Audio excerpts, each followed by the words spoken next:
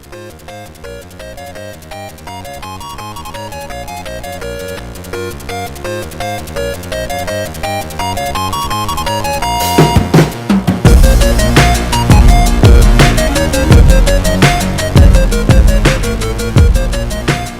all right. Little green light. That's a good thing. Ladies and gentlemen, welcome to yet another glorious episode of the Trial and Error Podcast. And with me today, on tap today, is none other than Benjamin Effin Geerts. Here he is. Bapo, how are you? Bapo's doing fine. Bapo's doing good? Yeah, got to play with the golden child this morning. Mama was babysitting Pepe. Little Pepe, We PG. got to play. There you go. Well, she's kind of the, I do have some questions. I tried to do a little show prep. Okay. Do a little diligence, you know, I'm trying to be taken seriously, dang it. And last time we podcasted, sir. Oh, sure. Cheers, Hubba, to Jack Thomas. Here's the Jack Thomas. We'll get to him later. Last time we podcasted, I believe you were just a dad. And now in 2025, you are a granddad. A Bapo. A Bapo. So explain why we call you Bapo and what grandfatherhood has been like since PG came into the world. I'm not really sure. Obviously, Bapo came from Peyton, Mm-hmm. but how was she trying to say something other than Papa? Oh, Maybe Papa? No, because she could say Papa at the time. Mm-hmm. You know, Nana and Grandma and Ma and Gigi. I mean, everyone's got their own name, and mine ended up being Bapo, and I'm good with it, man. It's marketable. It's good. I could see that on shirts, on hats. I've got Mom got me a coffee thermos that has a gentleman on it with the name Bapo. Bapo? It's pretty good. It sounds like it's a foreign name or something, but it's just... There's Pop, there's so many different names, and you couldn't, in a million years, think of Bapo as a grandparent name. No. She came up with it. She came up with it, and it stuck. Yeah. It's like the very first day. Does she have anything for Mom, or is it... Nana. Nana? Yeah, That's and not bad. then Nicole is Ma. Ma? That's good. And obviously Grandma Rose is Gigi. Gigi's good. That's a very good one. Does she have anything for Rob? Bapo Rob? I think it's Pa, I think. Mom, Pa, huh? I think. Alright. I may be wrong on that. But I tried to get Grandpa Albert to be Gigi Al. Gigi Al? That one didn't stick That's too tough. much. That's tough. It's Grandpa. Grandpa's not bad. No, Grandpa works. He's for everybody. How's going in, nobody really expects what they get when they have kids or whatever, but after having kids, going into grandfatherhood, when Peyton was born, when Baker was born, we're like, how has that experience been different from just being regular old dad? It's kind of like becoming a dad the first time, becoming a grandpa the first. I was always worried. I was always worried. Yeah, as in you want everything to be perfect for the little one. Mm-hmm. You know, you want them to be able to. You pull a little closer to you. Microphone just a little bit. Just a little bit. Perfect. Howdy. You just want the world to be perfect. You know, you want everything to be great, and you just, I maybe worried is not the right word, but you're concerned. You know, you want to make sure they got the 10 fingers and 10 toes, and this guy said that's all that matters. Boy or girl doesn't matter. It's like, I want boys, but as long as they're healthy and good to go. I would have to say, to me, there was no pressure because it's being a grandfather. It didn't matter if it was a boy or girl.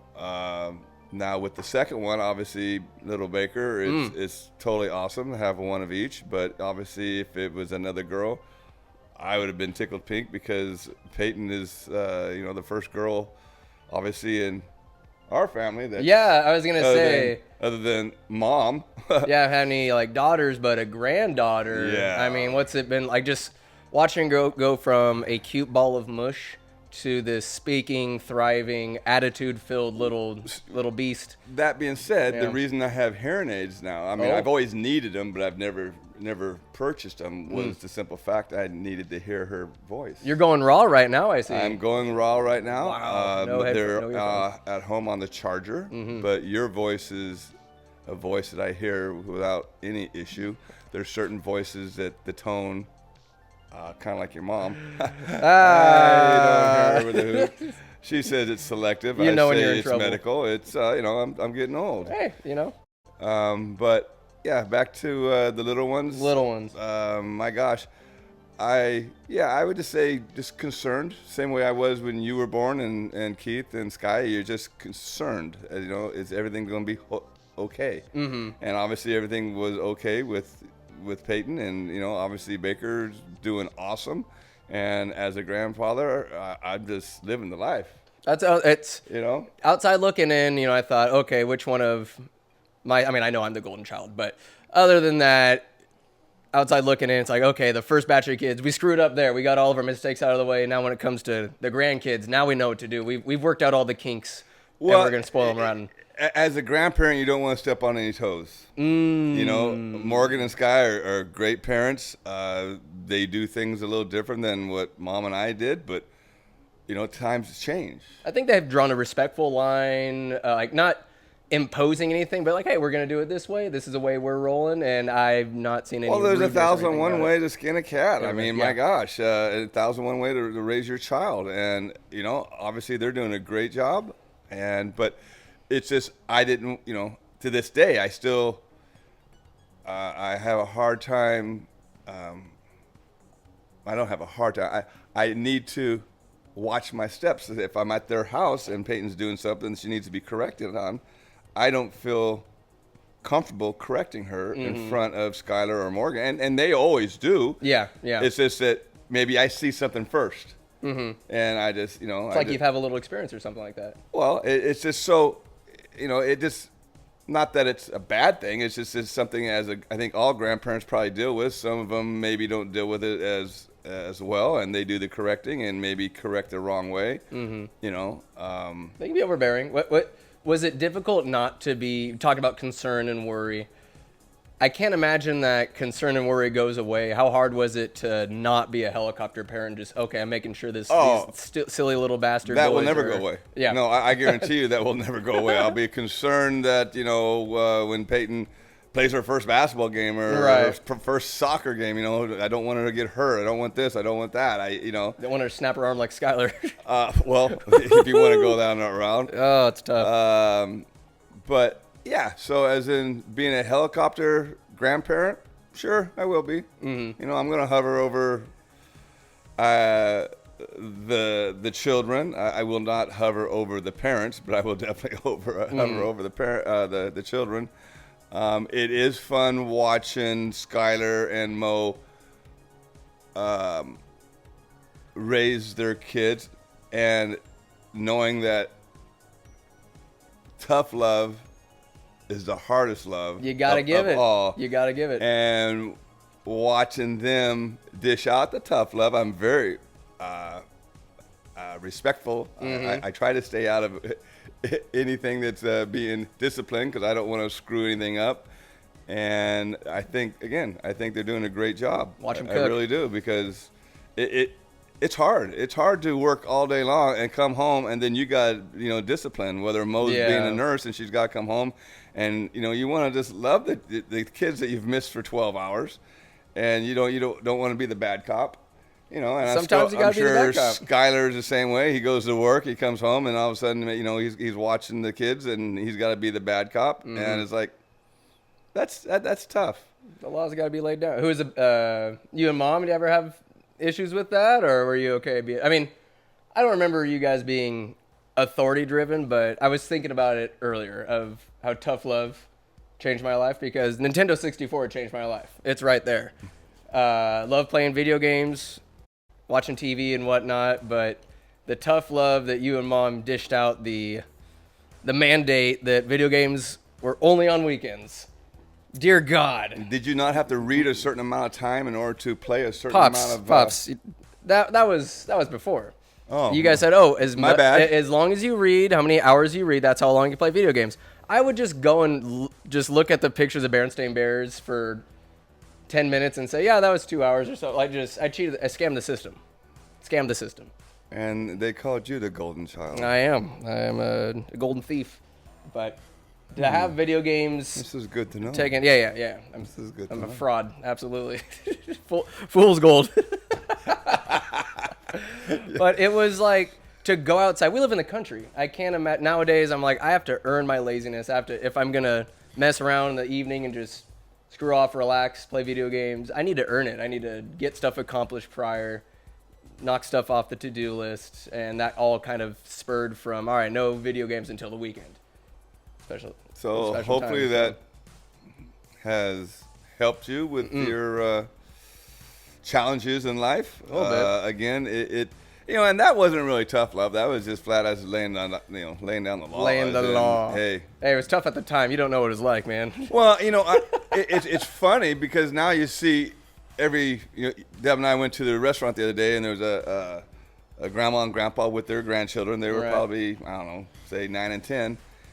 And they had their face in their phone the entire. They weren't even talking the entire time. The grandparents were talking, but the kids were just in their phone the entire time. I mean, there's no social part of life that's. I mean, I felt terrible. I think that's not going to happen. No, I saw that. With Deb, I mean, it's just not going to happen. I hate seeing that. That is a pet peeve of mine. I went to the airport months ago and just saw an entire family of 4, every single one of them on a device at a restaurant table together.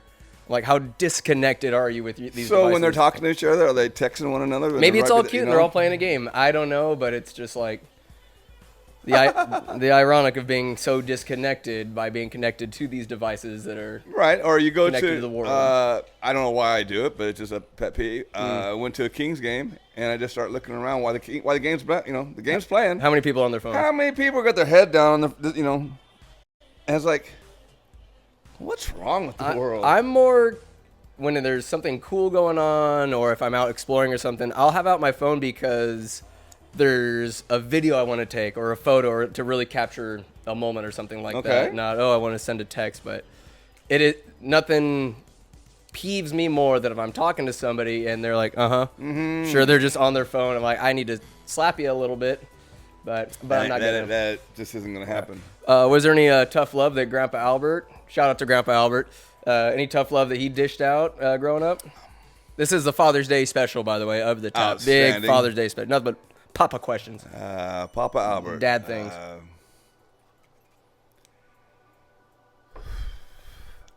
Not tough love, but when he was teaching me things, I may have not been the sharpest tool in the shed when it come to comprehending what he was trying to explain.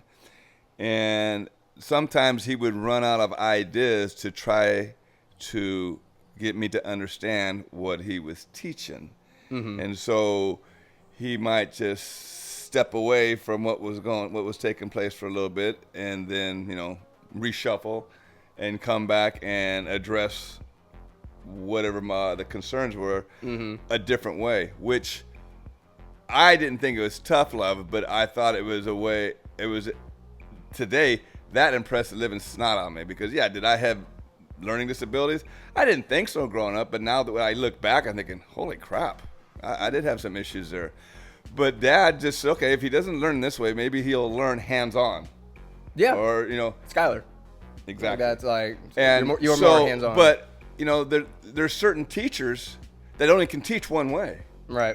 And if I was lucky enough that they taught the way I could comprehend, then I didn't have a problem with that class.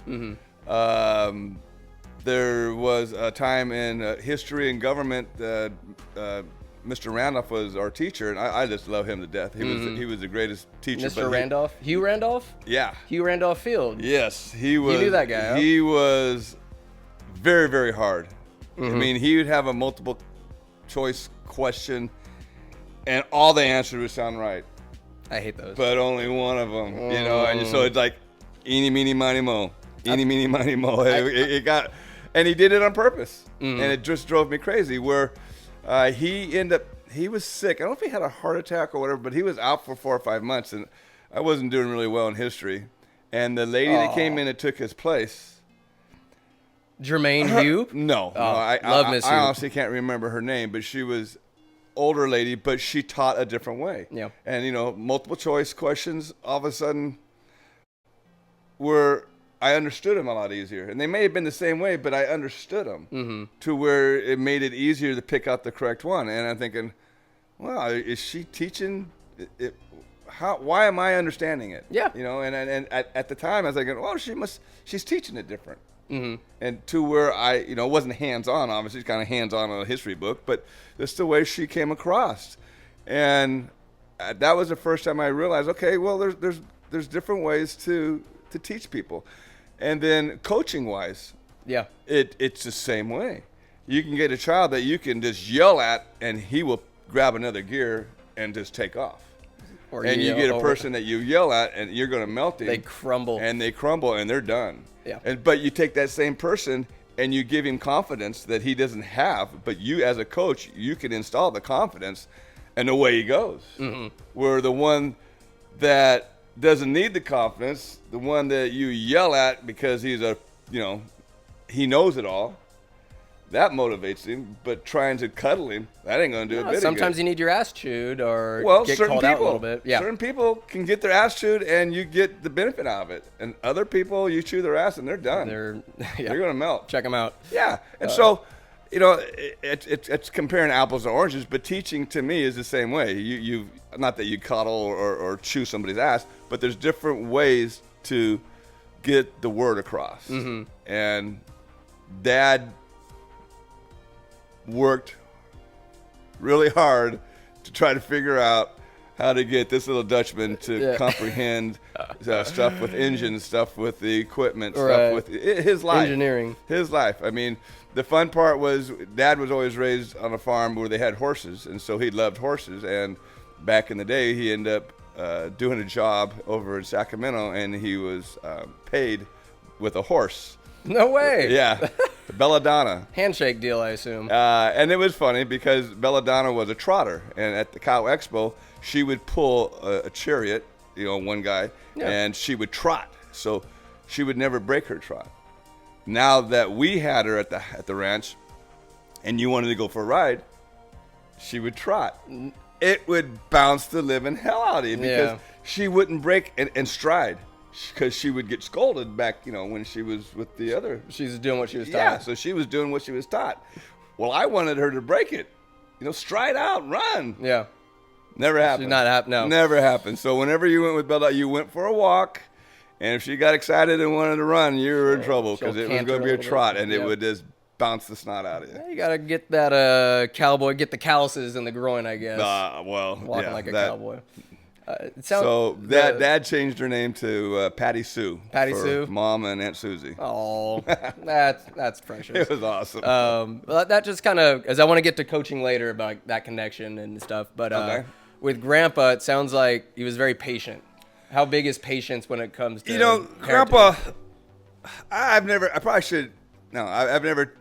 told him how much I appreciated him. Yeah. I've always loved him. I've told him I've loved him, but I've never had that conversation that we're having with him. Mm-hmm. But what was special with him is it's going to sound funny, but there wasn't a single day that he ever played catch with me. He didn't play catch with the baseball. I didn't play catch with the football. Mm-hmm. Not a single day did he ever play basketball with me. Not a single day did he ever play soccer, any sport other than water skiing. Yeah, that basketball hoop up though. Water skiing. But that being said, Tim and I would be playing basketball on gravel because when Dad built the house, he put the hoop up by the garage, but there was no pavement. There wasn't no the pavement concrete, no there. Nothing. It was just gravel. And he came home one day and he saw Tim and I basically playing bully ball. You couldn't bounce the ball, so you just had it in your arm and you're running in each other, and then you try to shoot a basket with it. And within a week, we came out and there was this brand new concrete poured basketball court. And I'm thinking, well, that's totally awesome. So I just played and played and played, and then I was playing at night with no lights, and you just figured it out. And he came out and he saw me playing baskets and shooting baskets with no light. So, within a week, he called Jim Heyer, which is one of his good friends that works for PG&E. And they put in a pole, and next thing you know, we got a street light, so I could play basketball. Is that the one by the shop? Yeah. Oh, I could play basketball all night long. When it came to football in high school, again, he didn't really teach me anything about football, but if I needed a pair of cleats, I got a pair of cleats. Mm-hmm. If I needed anything,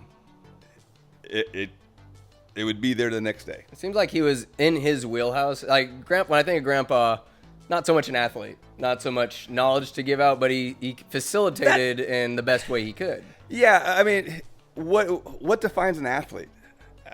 To this day, I really don't know because, okay, you take him water skiing and he'll be the best skier on the lake. The monoski? Water ski. Yeah. Slalom. Slalom, that's what's called? Slalom, one ski. Yeah. And just cutting back and forth. Back and forth, rooster tails, just you know, just at that point I'm thinking, he's so. I mean, you gotta be athletic to go water skiing. I'm sorry. Yeah. There's like strength, there's coordination. He would take off from a dock. He wouldn't be in the lake at all. He'd have a couple of loops from the ski rope, and then you would hit it, and he would stand on the dock, and the boat would take off, and he would let those loops go, and by the time the loops got tight, the boat was going fast enough to just pull him off that dock, and he'd land on the water, and away he'd go. You'd like stand on the dock, or like he's standing on the dock, and he'd just jump off, and when that boat was nice, when the rope was tight because the boat had taken off, then he would jump off the dock and never get wet. You have some, and then when he got done, he'd be cutting towards the shoreline to where he'd have enough momentum. He'd let go of the rope, right, and he'd just coast onto the shore. So he would ski the entire time without getting wet. And his hair was probably just flawless. Oh, God. It was not a drop. He just gelled it and just perfectly still. That's pretty goddamn smooth. Yeah, that was Pops. You know, Grandma Barb's a legend, but Pops is right there. He's in his own way. He's his own legend. Yeah. He's his own legend. A different legend. But I mean, and so did he play baseball and basketball and football? No. I mean, I believe he played football in high school. Yeah. He loved watching sports. I mean, him and Mom came to all my college football games, came to all the high school games, basketball games. I mean, if they missed a game, it's because they were sick. You know, they didn't miss anything. I mean, they would travel all the way up to Weed for the college games, Modesto. God, it was just eat, sleep, off to another game, just like their license plate said, the little frame, off to another game. Just yep. And me, then Keith, with and all Skylar, the grandkids, and Travis, and Janelle. Yep. There was games every Tuesday and Friday. That's a lot of time commitment. If I'm a it is, but it's just what they loved. Yeah. They just loved it. They loved watching you guys play. Win or lose, they just wanted to watch you guys play. And I hope I'm the same way. I hope I can have that same love whether they win or lose. I seem to have an issue with winning and losing. I don't feel the same after a loss. No. But Mom and Dad, the love was for watching the child play the game, not win the game. And hopefully I can adjust to that because, you know, coaching you guys as you grew up, watching you guys, it was win or nothing, man. There's no, you know, I didn't want to lose. I didn't want you to lose. That's not fun. Fun is winning. Fun is kicking somebody's ass. That's fun. And as a grandparent, I need to chill on that, and I hope I do. It's yet to it's yet to be seen. I mean, whose blood runs through these grandkids' veins? Come on now. Whether Peyton is very athletic and gets into sports, or whether she gets into music or gets into art or whatever it is, I'm sure I'm going to find a way to root and cheer and be excited about it. Little Baker, same way. Little B, do you think? Here's a question for you. Do you hope that Baker, when he grows up and he's in high school, that he messes with Skylar as much as Skylar messed with you when he was in high school? Because that was That was some Bam Margera stuff. It was chaos. Like, he would just come in here, just start. You'd be having a bad day. This guy said, I'd just come in there and just start jabbing at your ribs, pushing you, jumping on you, harassing you. I do remember that, but what I remember the most is when Sky got my truck stuck. My work truck stuck when he was supposed to be studying Spanish with John. He was out. Whatever. Mudding. He was going from point A to point B to study. So I was told. Got the truck stuck. He missed half of practice. Actually, basically missed all practice because I didn't let him practice once he got there. Yeah. Thank God for Brian Case and his big old monster truck who went out there to get him and pull him out of the mud. But, yeah, that, talk about tough love. That, by far and away, one of the toughest things I ever did as a coach. and a father, because obviously they're two of the same, was not letting Sky play in basically what would have been a championship basketball game. Oh, that was the week of. Yeah, against Las Plumas. Wow. We win that, and we're sitting. The season's not over yet, but we're sitting in the catbird seat. You benched his ass. He did not get to play. And John? No, John had nothing to do with it. It was Really? Sky's the one that told me he was studying Spanish, and I guess he was studying Spanish in the truck while he was getting stuck. Well, he was studying while driving. That you see, he didn't explain maybe the whole story. That may have been it, but bottom line is that was Jason Davis not cried. He coached and coached and coached, and he said, can he play at halftime? Can we just set him out for 1 half? Yeah. And I said no. That's tough. Oh, it was tough. Tough. That's tough love. Yeah. That's tough love at the first degree of tough love. But after the game, the head coach of Las Plumas comes over, shakes my hand, and said, "There's no effing way I could have ever done that to my kid." Yeah. Oh, he knew this. He knew. Oh, he knew this. Yeah, Jason had told him, because Jason says, "Yeah, Skyler's not playing tonight." Well, what do you mean? Wow. Oh, he kind of lied to his dad, and he got his truck stuck, and he missed practice, and on and on. And the guy just like, damn. Holy That's smug. So yeah, he came over and he just said, kudos. Basically, it was an unbelievable compliment, and just said, "There's no way in hell I had the cojones to do that." And I was thinking at the time, God, somehow I hope this makes him a better person. Yeah, it becomes more than just about sports doing. Well, that. yeah, and at the time, now, it's like, okay, yeah, that was the right thing to do. Yeah, absolutely. Well, in the moment, it affected everybody on the team. It affected Jason Davis. It affected, it wasn't just Sky. Everybody. And it was like, I'm sorry, fellas. I can't. That's what it is. No. And so, to this day, I'll never know if it made him a better person. I'd like to think it did. I'd like to think if he has an issue with one of his kids, that he can reach and pull strength from what happened to him, and be able to make the right call with whether it be Peyton or Baker or whatever. Because I'll tell you right now, I've done a lot of things in my life, but that was probably one of the hardest. That's some shit right there. Because you want to win, and like, all right, hell yeah, this lying bastard. And you put 25 points back on the floor, you're gonna win. Man, you take the 25 points off, you're gonna lose. You lose. You freaking lose. Discipline. Discipline. I don't remember necessarily getting spanked, but your signature move was pulling the curls behind the ear. Where'd you pick that up? Grandma Pat. Grandma Pat would just get the curls behind the ear and just like yank down. Well, normally, growing up, I had hair like yours, so she couldn't grab the hair, so she would grab my ears, but she ripped like the ear down? No, it went up, but ear up. We would be able to pull away from her because it didn't hurt. Yeah. So then she let us grow, and I know she did this on purpose. She let us grow the hair out a little bit longer to where she would grab the sideburns. That sucks. And then rip them straight up, and oh my gosh, she got all the respect in the world. Yeah.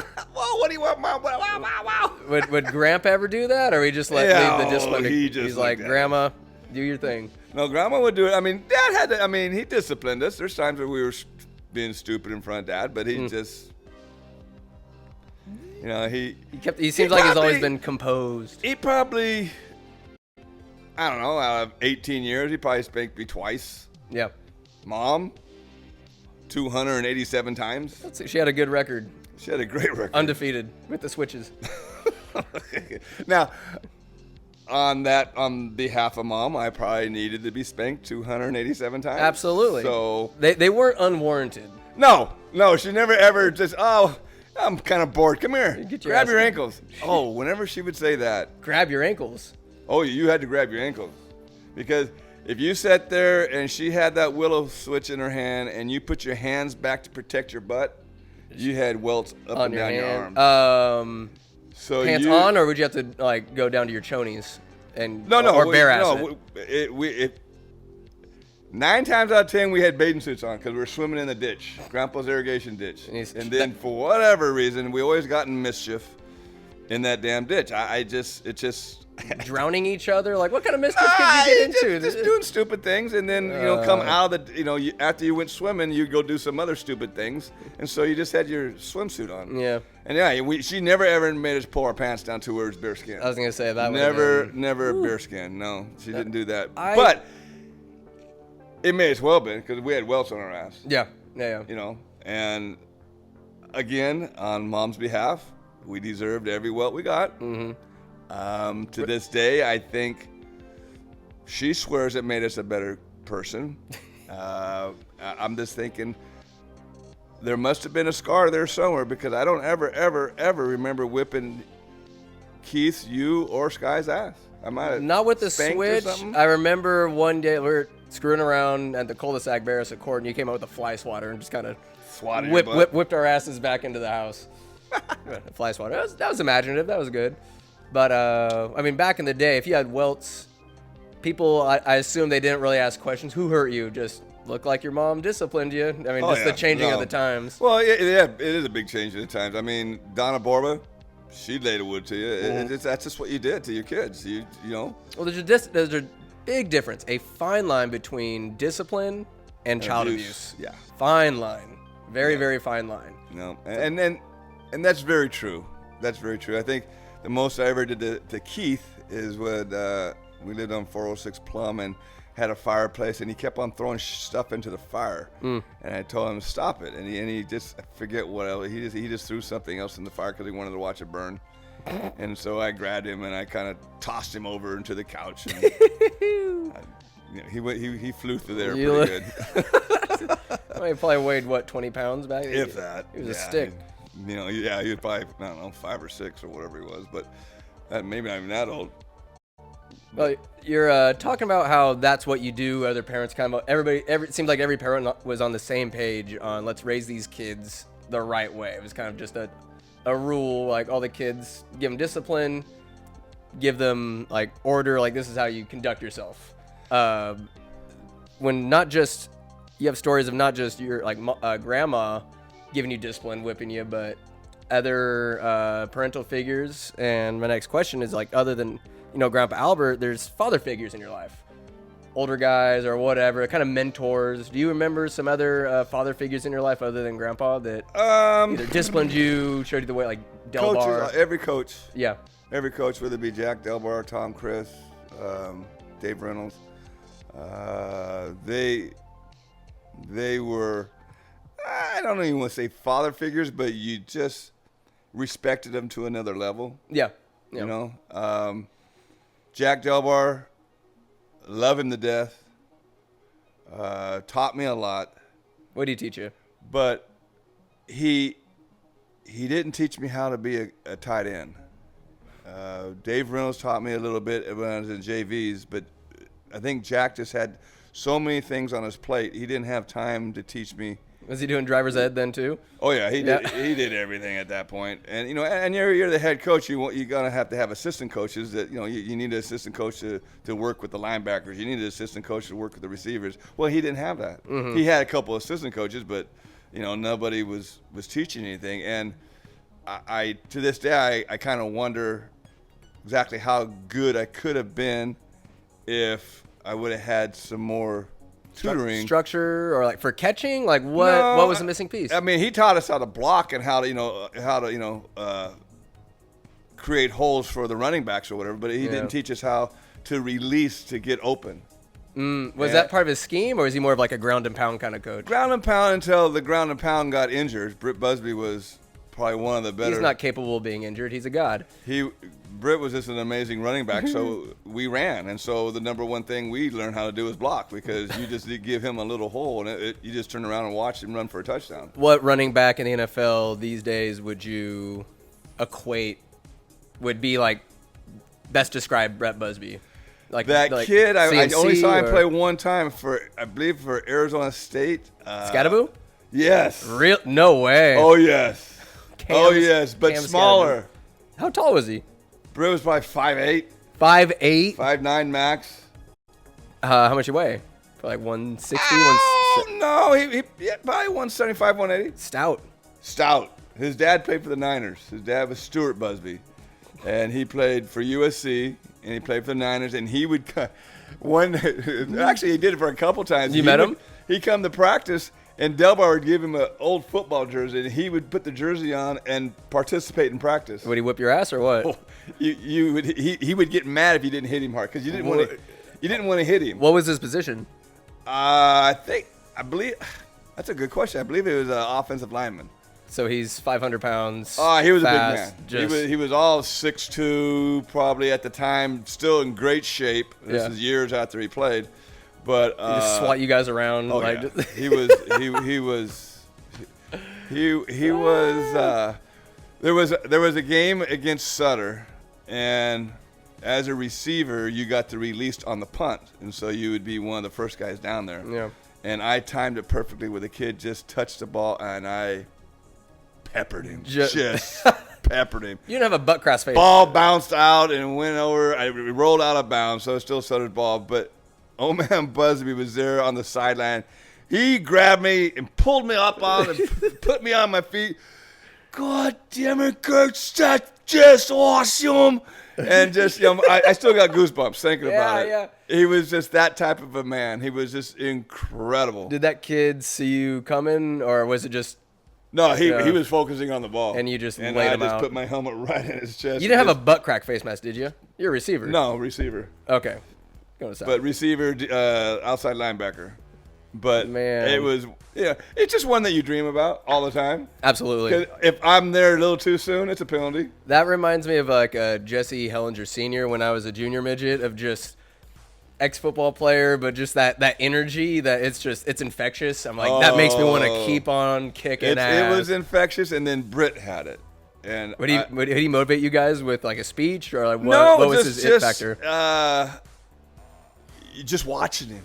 You're like, this is my guy. Linebacker, me, decapitate. Yeah. And all of a sudden, you just get so pumped up. Would he play defense too? He played a little bit of defense, but Delbar just kept him fresh for offense. Yeah. I mean, he would have been an all-world linebacker. He would have just killed people. But the offense he ran so hard, and by his senior year, he had bone spurs in his ankles. He had to get shot. Kind of like Bo Jackson, where he's just too strong for his body to. Devastating. Now, little did I know that was going to benefit me, but at the time, it was disheartening thinking that this guy. The workhorse. He worked his entire life for this season. Yeah, senior year. And just have it disappear. He played 2 or 3 games.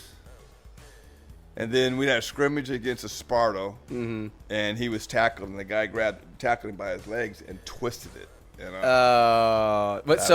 It was the way he ran, just the constant wear and tear, or was there a specific injury that caused the bone spurs? I don't know what caused the bone spurs. He just got them, probably from twisting his ankle too many times, Yeah, and things growing back and forth. But he was just. I wish I had film on him. You would just love to see him. That'd be wild. And then he had a brother named Troy, who was 2 years older than him. I think when we were sophomores, Troy was a senior. Yeah. You said they got in a fight one time. Oh yeah, they got in a fight. One of them got put through the trophy case. Who won? Neither one of them won. I mean, Britt would say, I won. But Yeah. nobody could break it up. Teachers couldn't break it up. They're just too strong. Other kids just stepped away, and you just let them get tired, just wailing on one another. What was the fight about? And then Stu Busby at practice, Ben, wasn't that the greatest fight you ever seen? Oh, my God. That's the kind of dad. He was he was awesome. And then he was like this, not the CEO for Tiger, but he was way up for Tiger Construction. And then back in the day, we used to rent our equipment to Tiger. And Tim and I would be running the equipment, and Stu would show up. And, of course, he'd pull us over and have to talk to us or whatever to shoot the shit. Yeah. And then one day we were there and our machine wasn't running and Tiger's machine was. He said, hey, get that rental running. Just gave it to you to run? He talked to the foreman, and our tractor started running, and their tractor got parked. And it's like, it's not what you know until you know.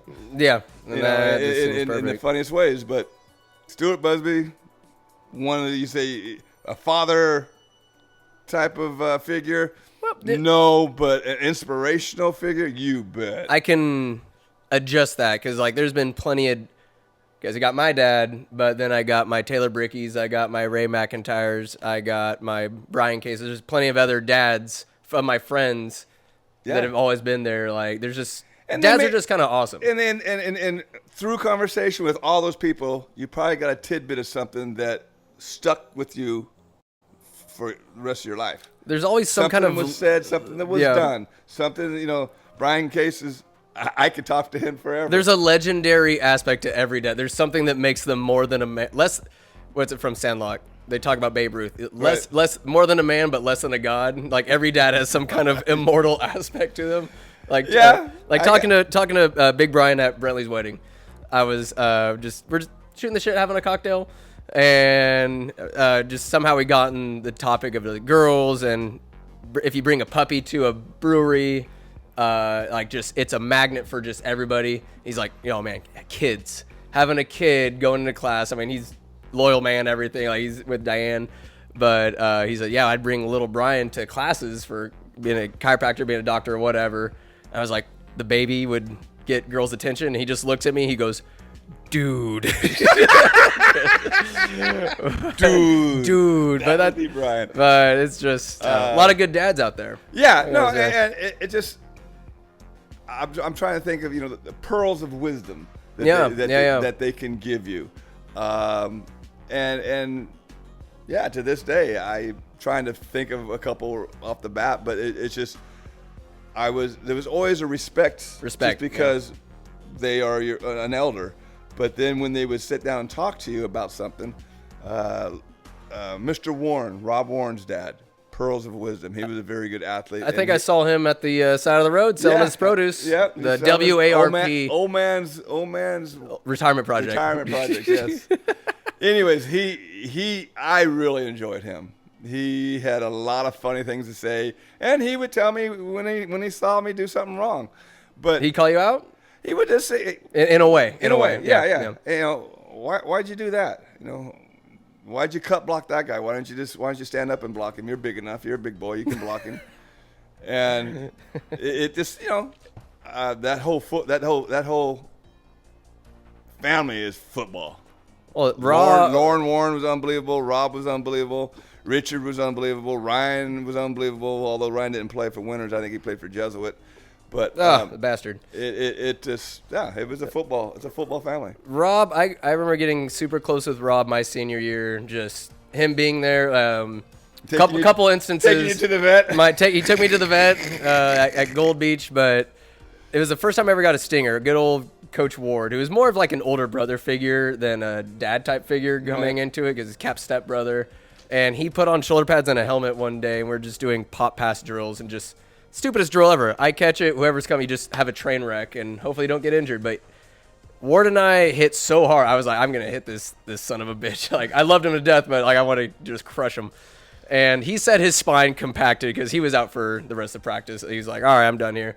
But I thought I just cut his shoulder. I was like, Rob, I'm hurting. He just shoves his hand in my shoulder pad. He's like, you just got a stinger, Geerts. You're fine. Just does that. And then when I hurt my knee in Gold Beach, he's the one that took me to the vet. Because there was no hospital. Do you want? Well, it's like tore my. I didn't know there's a bursa sac in your knee.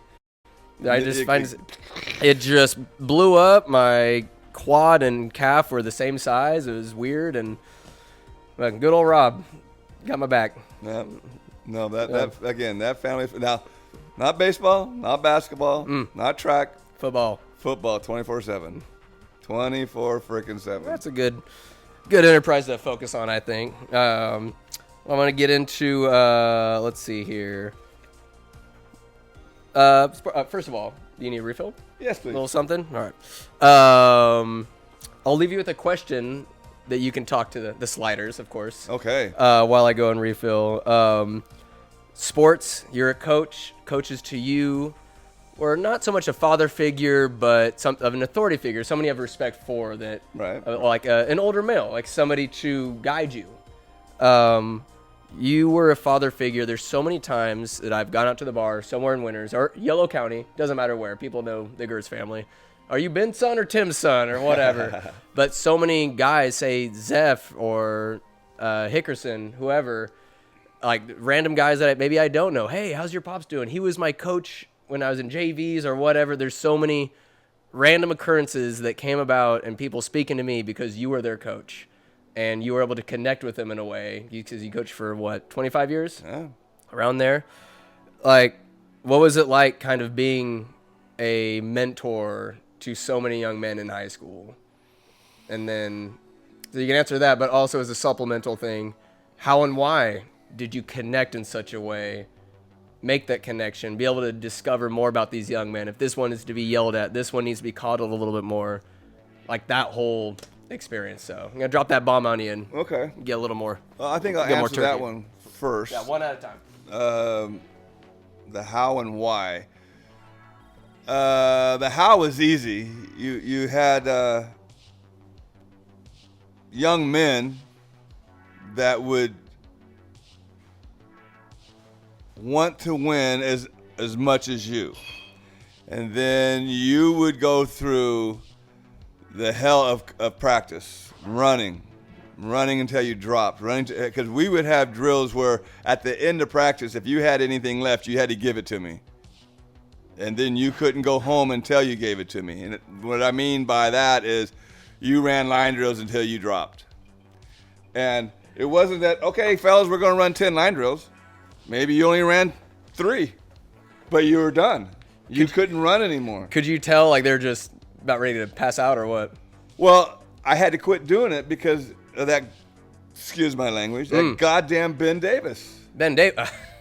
He would run for it. I'd still be there because he wasn't fast. He'd be the first one to tell you he wasn't fast, but he could go forever.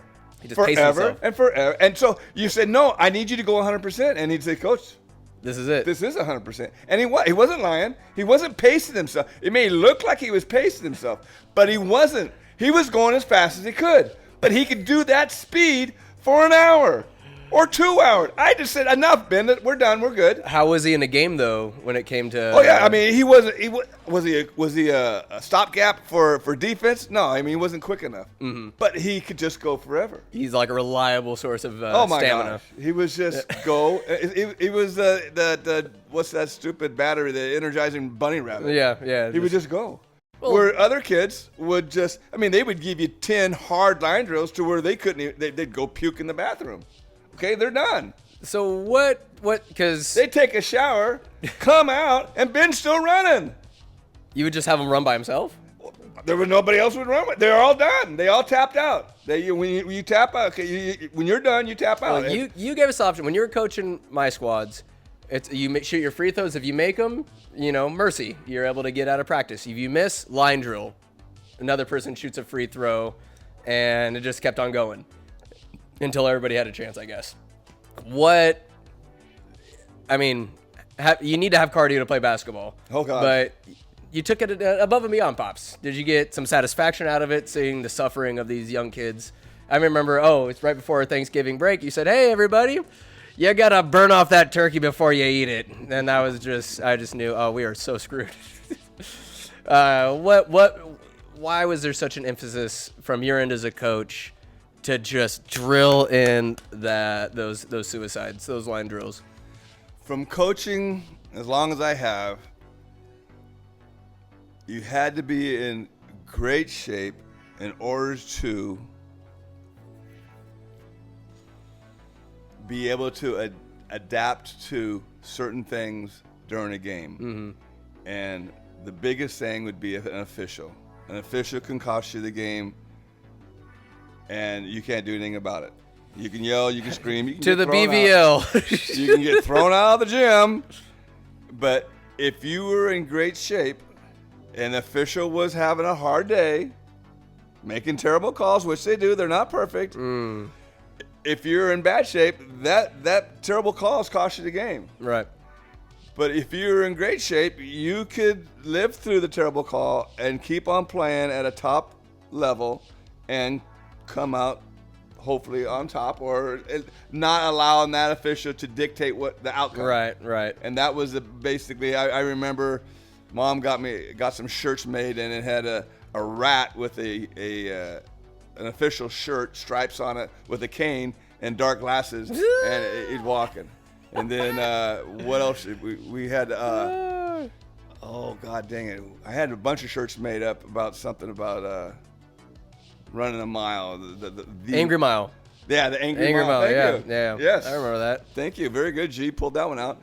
And the Angry Mile meant everything. I mean, you got to run an angry mile. You got to be able to run that mile angry because the game, you're going to be angry, but you can't do anything about it other than play harder. You got to play through it. Yeah, play through it. A little and adversity. When you see young men do that for you, when you see them doing everything they can possibly do that you've asked them to do, and an official makes a terrible call or some bad decisions that can cost them the game, that is one of the hardest things to accept. You're powerless to stop it. You're powerless. I mean, if you screw up as a coach, okay, you screwed up, you lost the game for him. If a kid misses a free throw, if a kid misses a game-winning three or whatever, you can live with that.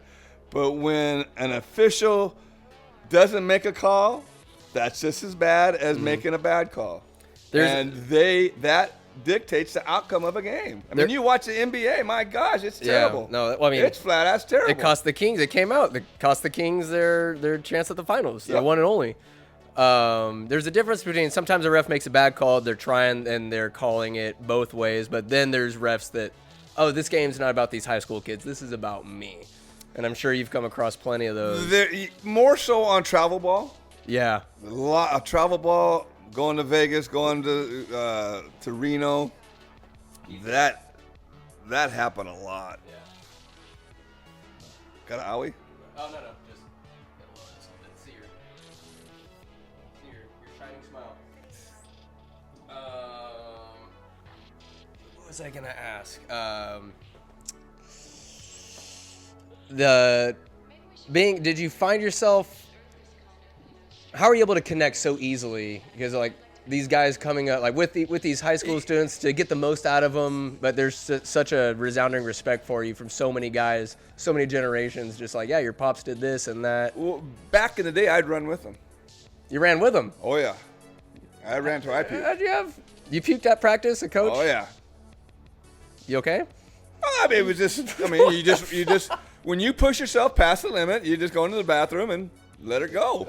And I figured if I'm going to expect them to push themselves past the limit, I might as well. I'm going to do the same damn thing. I just did probably for the first 10 years, but then I couldn't That's run it. Well, after like a 12-hour day at the landfill, you'd come in. Yeah, and that kind of helped because I was already tired. Yeah. So it didn't take much to have an issue. But no, and as a coach, and you sit there and you watch them go as hard as they possibly can. Mm-hmm.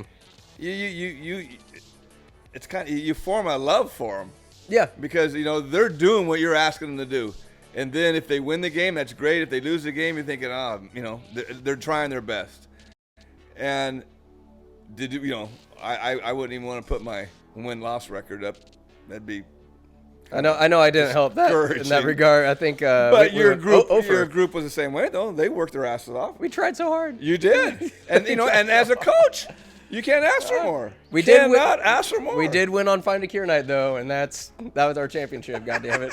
But you know what? Those are the games you remember. Skylar came up and he played with us. That's right. That was. I think I'd scroll. I don't know that game. Zach Painberg played. Zach Painberg got his man card. I got home that night. I said, "Baby, whenever you get a chance, I need you to make a man card." What do you mean? I go, Painberg. My God, he got it. He just played out of his ass. Whether he does it ever again, I don't know. But just make a man card. So she made one up and got laminated and everything. And I think, hey Zach, here's your man card.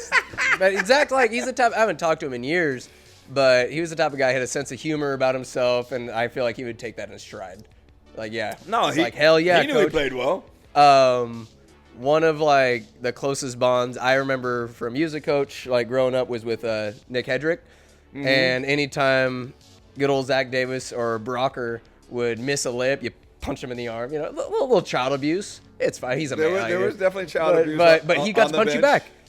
But he got to punch you back when he made it, right? When Zach or Brock made it. He smacked me a couple of times, but it was just to and fro. I mean, he got those 6'8" and 6'6" studs in the middle. Then when they'd miss that little give me, it's either yell and scream or punch the the guy beside you. Did you have any other kind of like close relationships like that other than Nick? Because he's like just awesome guy. I mean, I still reach out to Ruben Valencia. I reach out to Jimmy Shirley. I try to stay in touch with all of them, but obviously I don't. It's impossible. Virtually impossible after 25 years of kids. How many teams? I do play golf a lot with Hickerson and Perez. I love going to watch you guys play City League basketball because half the time you're playing against somebody I coached. Yeah. It's just there was several groups that were awesome. Was one any better than the other? Probably not, but there was definitely one that was smarter than the others. What do you mean? That was Ruben Valencia, Jimmy Shirley, Gus Like Mariani. basketball IQ, like on the court, smarter. Basketball or? IQ and 4.0s. Oof. I mean, it got to the point one time. Who in the hell? I think we were playing Calusa down the stretch. A couple of Calusa stories, but anyways, and I think it was my sophomore year. We won the championship that year, but there was a game against Calusa at Calusa, and I called a timeout and I designed a play.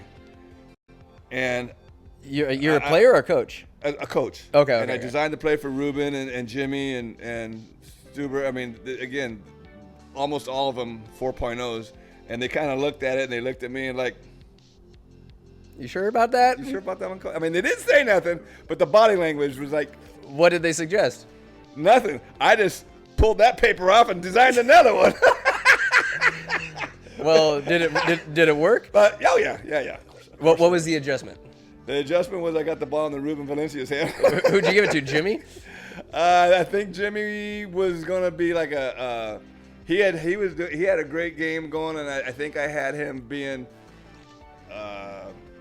God dang it, he was like the second or third option of it, and probably wasn't enough time to run the play that I had designed. How much time was left? It needed to be quicker, 5 seconds or whatever was left. But it was just something that and the respect that I had for him. You know, if I don't respect him, I tell him to F off. We're running this play. I'm your coach. You do as I say. Exactly. Yeah. But also knowing A, how smart they were, and B, that they had basketball IQ. I mean, Ruben Valencia's basketball IQ is out of this world. Oh, he's Mr. Clutch, like on the gafflers.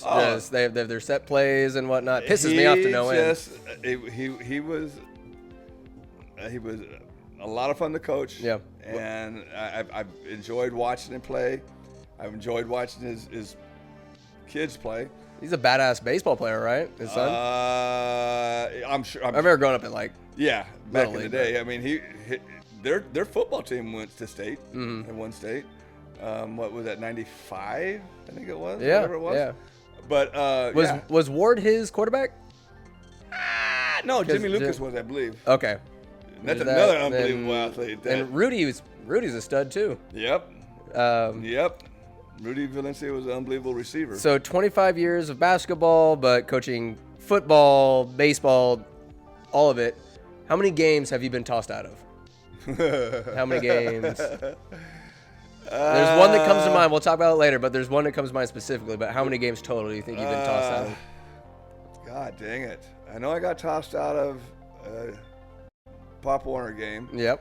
That's the one I remember. I know I got tossed out of Vegas. Ooh, a travel ball game. Travel ball. Yeah, babe. And then I didn't get tossed out of the game, but after the game, I ran the official out of the gym. Were you going to inflict harm on him? I was going to inflict harm on him. He was a piece of shit from day one, and I explained it to him that he was a piece of shit, and I got in his face, and they were holding me back, and I said, I hope you don't have any children. Ooh. And he goes, what do you mean? I go, because we don't need your kind on this earth. Well, you know. And I walked off. Was he just calling bullshit foul? He probably lived in Willows, and he was just giving them every call in the world. How long ago was this? Or what year? Like when is? We don't need your guy. That might have been Ruben's. It might have been Ruben and Jimmy's because we had a really good team. And 90s. I didn't need an official to screw up our season. He was just messing everything up. Oh, yeah. I mean, I've gone into, like, at home, the officials are changing their clothes in the the office of the locker room. Yeah. And I'll go into them and I'll say, hey guys, I need your A game tonight. Well, you get our A game every night, Ben. No. Oh, so you're on a first name basis with all these officials. 90% of them. 90% of them. Really? You got them all the time in our league. And that's got to be a good strategy on your point to have good rapport. No, because they knew I was a hothead. But I just said, hey, we're not good enough to overcome one of your mistakes. We're good enough to win this damn game, but we cannot overcome your mistake. And so I would plant the seed early. So you put pressure on them, though. Oh, hell yeah. Would that yield better calls for you guys? I have no idea. But I had to get that off my chest. Yeah. Because we weren't tall enough. We weren't fast enough. We were good enough to win. Yeah. But not if you make a mistake. And so I would tell them that. That's tough. So give me your A game. That's tough. And so, you know what? I held them accountable. I would ref more games for men's city league because it's tough. But if I could watch it on TV and just phone in, hey, this happened, that happened. But in real time to see it, react to it, blow the whistle, and call it with authority. And have it be the players be he's right. Even if it's not, to have that reaction and to call it and to take control of the game, but in a good way. Let the game be, but it's it's tough. It's tough. You're mentioning something that's every official has to have if they're going to be a good official. What's that? The authority. You call it, you walk over to the bench, 35, hold, boom, and you just go. You don't be 35 touch team. This happened.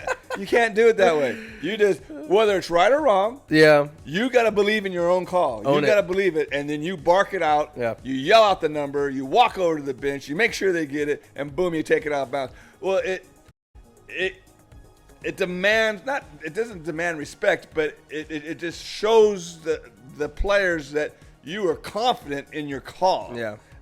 And you blow the whistle loud. You blow the toot. No, that ain't gonna Or you work. got to give an emphatic if it's an and one. Bucket! Offensive foul. That's a charge. How many times have you ever heard Dave? Dave does a great job. I'm not saying anything about, but it's just so quiet. Dave at a men's league? Yeah. He'll tell you, hey, he'll make makeup calls. We've talked to him. He is far from the greatest ref ever, but he's not there to be a ref. He's not. He's the commissioner. And he's the commissioner. I get that, but it's just if he wanted things to go smoother, you just gotta bark it out and it's demand. It is what it is. You are making the right call. Yeah. I'd rather him do it than don't there argue be with them. Don't if they're gonna bitch too much, pop them one. He doesn't. Skylar told me that he loves teeing up whoever. Somebody's getting there, he'll get after him. He'll give him a warning, but then he's just bop, just a little technical foul. But got some free throws coming. You get your adrenaline running. Watch out, man. Whether you're an official, whether you're a player, whether you're a coach, your adrenaline is good and bad. There's a couple times where after the game, I'll go find the guys in the bleachers. Hey, I'm sorry. I'll apologize for my douchebaggery on the court. I'll let myself get excited or jaw a little bit. I'm just matching the energy. But after the fact, you're oh, maybe I went a little overboard, or I try not to take it too far. But if somebody's a little trash talk's part of the game. But at the end of the day, it's hey, we're good. I'd be more than happy to buy you a beer. I've gone to a couple of your games. They're very physical. Now, I don't remember when I played if was our games that physical? I don't remember. I don't remember it being. It just seems like it's very, very physical, but it's physical both ways. But when we're so big and strong, it's funny. It's I'll watch you and Skylar and Travis, and everything's fine until you guys get in a physical situation, and then it's you guys raise your level. Yeah. And whether it's you, Sky, or Travis, it's just here we go. I'd say no. If you get on Trav, if you get Travie in a mood or something, because Skylar described it perfectly. He plays with a chip on his shoulder. If you want the business, Travie will be more than happy to oblige. Oh yeah. He will give you that business. Yep. And I don't know. My game is not so much inside. There's so many teams that are just popping outside threes. But the way I describe Sky's game is he's death by 1,000 cuts. He'll get you on the inside. He'll pump fake and just kill you. He'll just kill you. 2 points, 2 points, 2 points. Yep. Just get after him. Well. Hey, try to stop it. You're not gonna. No, but critiquing your guys' game, yeah, Sky's a scorer. There's no doubt about it. That's his role. And Travis kind of runs a calmness of it. His game is very good. It's different. He just runs it to where everybody's a little bit calmer. Yes. Where you're everywhere, whether it be defense, whether you're on the ball trying to deflect this or crashing the board to get a rebound. You're doing the intangibles, and intangibles win games. You don't see them in the scorebook. You don't see them on in the newspaper. You don't see an intangible anywhere. But intangibles, a screen that's set up that creates a layup or creates a pass to somebody who's wide open for the layup is just as important as the 2 points. And whether it's a screen, a defensive play, maybe you don't deflect the ball, but you're in the passing lane and you shove your arm out just in time to where the guy was going to give the ball to that guy for a free layup, but your hand is there to deny that. That's an intangible. Yep. You just saved 2 points. And you are full of those. I'm trying. All the time. I mean, it just... I'm not the scorer on this team. You don't need to be. I'm not that scorer. You'll throw up a couple threes or whatever, get a couple layups or whatever, but no, and that's just it. You don't try to Jimmy Jack 25 threes or whatever. You know your job. You know what you need to do, and it's everything that you don't see in the stat book. I don't need no stats. Games. I just need wins. Okay. That's just it. If we have on the court, we need one of 3 people. It's Skylar, Travis, or Brett to be. We need a general on the court. If one of those 3 guys are on the court, I have a lot more. I'm like, okay, I can breathe a little bit easier because there's a ball handler, there's a facilitator, somebody that knows the game. Because I'm learning something from Sky or Travis or Brett every single game of hey, do this or that at a timeout. Hey, what's the purpose of this, or what's the? I need why. I'm the type of person I need the why. If I find out the why, that helps me see the bigger picture in terms of Skylar's hey, if you guys are over here, run through the baseline. If I'm going this way, screen here, or crash and cut. And if we're open, I'm going to pass it to you. They're able to describe it for me in a way. It's I'm not just a chicken with his head cut off. Right. A chicken with his head cut off that knows where to go, where to crash a little bit. So a good chicken with his head cut off will bring some energy. With the playoffs coming, I think you're going to be. I think Brett has not played to his capability. He told me 2 weeks ago, other than this last game, he's had a couple down games, but he was doing that slogging, the single skiing. Oh, okay. Slalom. He did that, and he said, Jazz, his wife, she pulled him on the boat, and he's like, I've been sore for days in places I never thought were possible. But he's due. He takes as a great shot selection, dribbles well, passes well. No, he's due. I expect him to really step it up. It's just playoffs. Well, he won it for us in the chachampionship. He's hit big threes after big threes, so no, nothing would surprise me. But I ain't mad at him. I would be surprised if he doesn't have a great game. Oh, he's here. Do you guys play Sunday, or you got to buy? We got to buy the trash bags, undefeated. So we're coming. We'll probably face the 69ers. I want them at their fullest. I want them at their best. I don't want any injuries. I don't want excuses. Because we beat them this year by 1 point without Skylar, but they didn't have Sam. He's one of those guys after high school, just like Chad. They got so much better. It's just he got taller, faster, stronger. Chad, Jesus. Sam was very, very good for the body that he had in high school. No, he was amazing in high school for sure. For as small as he just got better. I mean, there was basketball for Sam, and then there was basketball for Sam. I mean, it was just basketball, and he was incredible. And then he got bigger, and he got older, he got stronger, and he got savvier. And it's oh my God, he is just incredible. And then another one was who else improved? TJ. Brett. TJ Anderson. Holy crap. Yeah. I mean, he was good in high school, but you're talking about, you improve, Sky improve, everyone improves, Chad, whatever. But those two, I don't know if anybody's improved more than them. And Sam is just. I'd put up Chad. Chad had some. You can't. It's hard to be mean to Sam. He's Sometimes so nice. You got to put somebody on the floor when they're just scoring. You can't stop them. It's Sam. If we have grip on the floor, my defense helps. I can play way better defense when there's a little more grip on the floor, because I was getting like skating, looking like a complete asshole, trying to play defense on this older ball guy on Chad Wigmore's I know team. he was. I'm just but like that guy was good. He was good. He was very if I had good. grip, You couldn't stand up. I wouldn't look as like a baby giraffe trying to find his feet underneath him. It's like, all right, I'll drive him baseline. He's gonna do it. He's not gonna throw up some weird ass shot. He's just looking for somebody to crash and just make some wild pass to him. Yeah. But next on the list, okay, we got these questions, Okay. Pops. Biggest lesson fatherhood has taught you? Bringing it back to some Papa talk. Woo. Something you learned or like something unexpected. I don't know. Something out of the blue. I mean, I can't imagine you Give me a moment on that one. know what the hell is going to happen when you got kids on the way. Well, I mean, family. Yeah. You learn something every day. Family. You learn something about your wife. You learn something about your children. You learn something on how to talk to your children, how to discipline your children. You know, but it's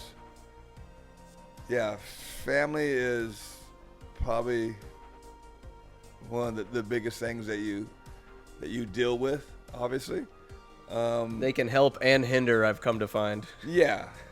Well. Yeah, I mean, you learn how your wife not teaches, but coaches your family. Yeah. You know, there was a time that I'll always be thankful for Mom. I call Mom, Deb, whatever, my wife. Yeah, my mom. But there was a time where I went to work, I came home, took a shower, went to the gym, coached, came home, went to bed, woke up, went to work, came home, took a shower, went to the gym, coached, came home, went to bed, woke up, went to work, drove to the game, met the basketball team at the gym that we played at, took a shower, coached the game, come home, go to bed, wake up, go to work. And that was, for 3 months, that was the life that I put your mom through. Meanwhile, Mom's raising 3 boys by herself, while Dad is coaching, doing everything that he's ever loved, and leaving Mom high and dry. So what I have learned the most out of being a father is you cannot love your wife enough. Indeed. Do you feel like in a way that you were avoiding responsibility? I mean, your plate was full. Oh, I was definitely avoiding it. Were you not wanting to do it? Like, not calling you out or anything, but No, it's just like, hey, this is life right now. If Mom would have said something, if Deb would have said, hey, you know what, babe, this isn't working. She didn't call you out? No. She'd say, bitch, get over here. She was a freaking stud. She raised you guys without me for 3 months every year. To your credit, I don't remember. Well, Mom did a great job. She did. She She did a great job. And then when you guys were old enough to be ball boys, you were in the gymnasium with me. You know, but that's what it was. And without her complaining, I didn't really realize what I was putting her through until now. When did you realize, wow, I need to like shift gears? Now. On this podcast. No, well, not necessarily on this podcast, but now that it's all joking, I'm said joking. and done, and I can look back to say, oh my God. Do you think you've made it up What to did I do? Did you make it up to her? Bring her out to a nice dinner, some vacations? I mean, we did everything we could do after, basketball was over, but during basketball, it was, all hands on deck. it would have been, well, the three leading candidates in divorce, coaches, cops. Military. Coaches and cops, come on, it's another C. Oh, the two Construction leading workers. candidates Boy. as coaches and cops, they get divorced because exactly what I would put your mom through. A time commitment. Oh, Time. and not that and I when I would go to work, I tell her I love her, or when I would come home, I tell her I love. But that that doesn't do her any good. Why she's raising 3 young boys, driving her crazy, and I'm out the door enjoying life, Like, coaching away. See you later. I'm out of here. Enjoy the But diapers. she saw my passion. She saw the love that I had for it. Yeah. She's if that wasn't there, I think it would have been real easy for her to say, "Hey, enough's enough." But she saw that She I didn't do loved that. every kid that I coached. It's like you weren't necessarily abandoning any and all fatherly duties. You were helping raise these young teenagers. Well, I mean, I was working every day. I was, I was doing that portion of it. Right. But as in raising kids, could I came home and told her, go, do something tonight. Go to a movie with your sisters. Go do something. That's I'll not watch her the makeup. boys. She doesn't give a shit about going out. And Well, doing that's stuff. just it. I'm not going to say it didn't bother her, but she'll never tell me that it did. Mm-hmm. It's just the fact that I put her through that for 25 freaking years. Alas, ladies and gentlemen, that is the end of part 1 of this 2-part episode with Benny Blue, a.k.a. Benny Geerts, the guy, the man, the myth, the legend himself. But don't you worry, part 2, a whole lot of more Benny Blue is on the way. And until next time, go and have some fun. You lose!